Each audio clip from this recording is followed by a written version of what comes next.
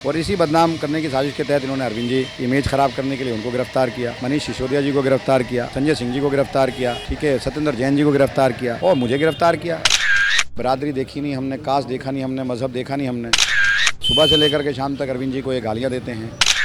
आज जो है महंगाई की बात ये लोग करने को तैयार नहीं, बेरोजगारी की बात करने को तैयार नहीं। जनता जानती है कि किसने भला किया है जनता का और किसने भला नहीं किया, ये भी सब जानते हैं कि कम्युनल इलेक्शन करके और सिर्फ सियासत में आया जाए, बाकी इनसे फ़ायदा तो किसी को हुआ नहीं।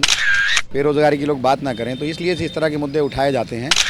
तो इन लोगों ने तो फैक्ट छुपा करके ये सारी चीज़ें की और जब कोर्ट में आए तो फैक्ट सामने आए और सबको बेल मिली, मुझे बेल मिली। मेरे साथ में जितने 4 लोगों को इन्होंने एक्यूज़ और बनाया था जो जेलों के अंदर थे, सब आज बाहर हैं। कोर्ट में झूठ बोल करके FIR के ज़रिए ये सब बदनाम करने की साजिश करते हैं और कुछ नहीं है। तो ये जो इस तरह की चीज़ें कर रहे हैं तो इनके पास मुद्दा तो कोई है नहीं। बदनाम करते हैं, शीश महल की बातें करते हैं, सिर्फ इसी तरह की बात करके ये एक नैरेटिव सेट करना चाहते हैं जो इस बार नहीं होगा।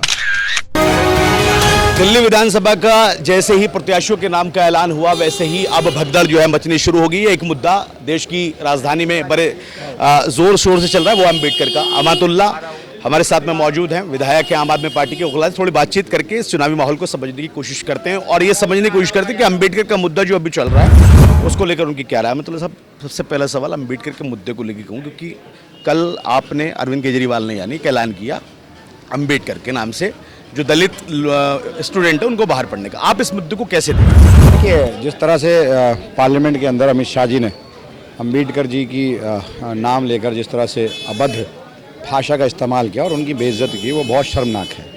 अम्बेडकर जी बहुत सम्मानित व्यक्ति रहे हैं और अपने समाज में क्या पूरे हिंदुस्तान में हर समाज उनकी बहुत रिस्पेक्ट करता है।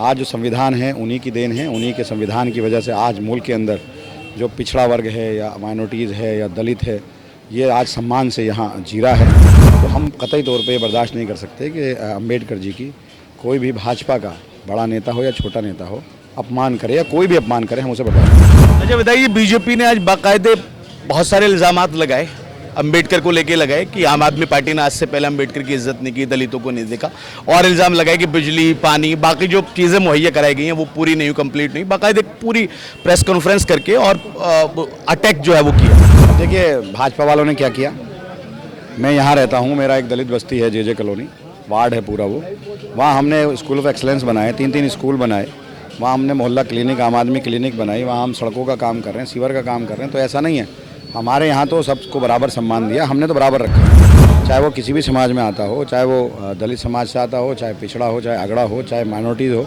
हमने तो सबको सम्मान दिया और सबके लिए बराबर काम किए।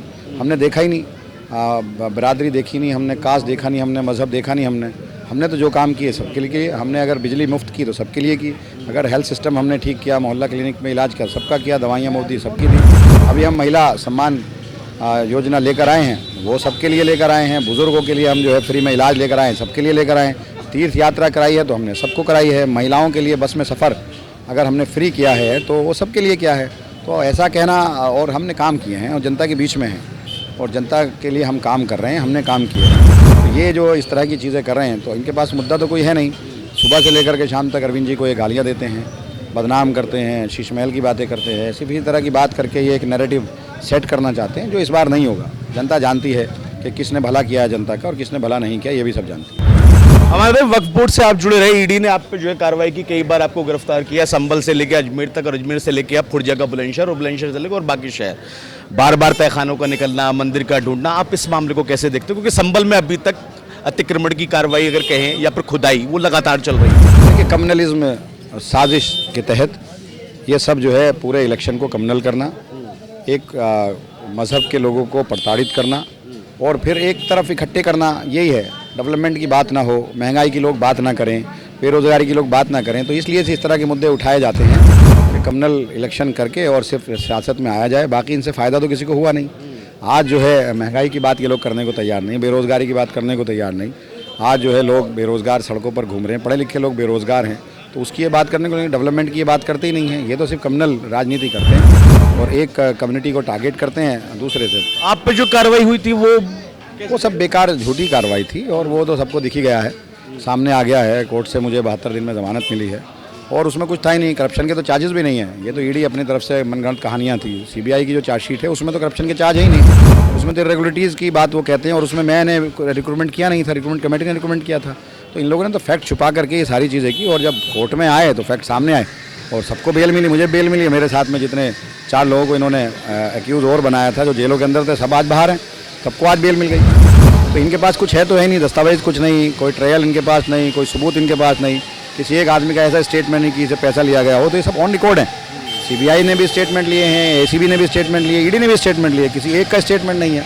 तो फैक्ट कुछ और है, और ये तो मीडिया के जरिए या कोर्ट में झूठ बोल करके एफआईआर के जरिए ये सब बदनाम करने की साजिश करते हैं, और कुछ नहीं है। और इसी बदनाम करने की साजिश के तहत इन्होंने अरविंद जी की इमेज ख़राब करने के लिए उनको गिरफ्तार किया, मनीष सिसोदिया जी को गिरफ्तार किया, संजय सिंह जी को गिरफ्तार किया, ठीक है, सत्येंद्र जैन जी को गिरफ्तार किया, और मुझे गिरफ्तार किया। तो ये है कि किसी भी तरह से हम पर इन्होंने कोशिश की कि ईमानदारी हम बेईमानी का टैग लगाएं, और ईमानदारी जो हमारे अंदर है उसको ख़त्म करने की इन्होंने एक साजिश रची। अमाल भाई, आपकी विधानसभा में आ जाता हूँ, थोड़े 2-3 क्वेश्चन और कर लेता हूँ, क्योंकि जब मैं यहाँ पे आ रहा था तो कुछ लोगों का ये कहना है कि अमानत भाई से आप जब जाएं तो ये पूछना कि सड़कों की हालत ऐसी क्यों है। ये सवाल मैं इसलिए पूछ रहा हूँ क्योंकि आप मुखर होकर बोलते हैं, तो आज मुखर होकर जवाब भी लेना चाहता हूँ। कौन सी सड़कों की हालत? कुछ सड़कें जैसी टूटी हुई हैं। ये है, ये एक मेन रोड है, ये हमने अभी बनाया नहीं है, और क्योंकि सारी मैं नहीं था, 72 दिन जेल में था, उससे पहले परेशान था।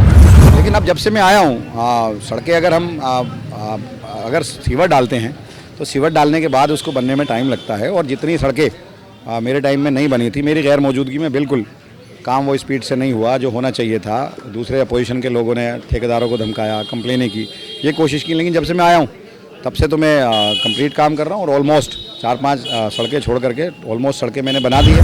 तो 15 दिन बाद मैं खुद जनता से पूछूंगा और आप सब लोगों से पूछूंगा कि बताओ भाई कौन सी ऐसी सड़क है जो मैंने नहीं बनाई। रोज़ाना 24 घंटे हम काम कर रहे हैं, ग्रेफ 4 लगा हुआ है। अब जो सड़कें रुकी हुई हैं उसी वजह से रुकी हुई है, ग्रेफ 4 लगा हुआ है। मौसम की मार है, बीच में शुरू हुआ था, जितने दिन हफ्ता 10 दिन खुला, हमने रात दिन काम किया, और अभी भी जो है सारी हमारी तैयार है, सिर्फ हमें कंक्रीट डालनी है या कहीं हमने बिटुमिन के रोड जो डालने हैं, और मुस्तकिल हमने काम किया है। अगर हम कोई कहता है सड़कें खुद ही हैं, हमने 1000 से ज़्यादा, कई हज़ार सड़कें बनाई भी हैं, पूरी कॉलोनीज़ हमने डेवलप कर दी हैं।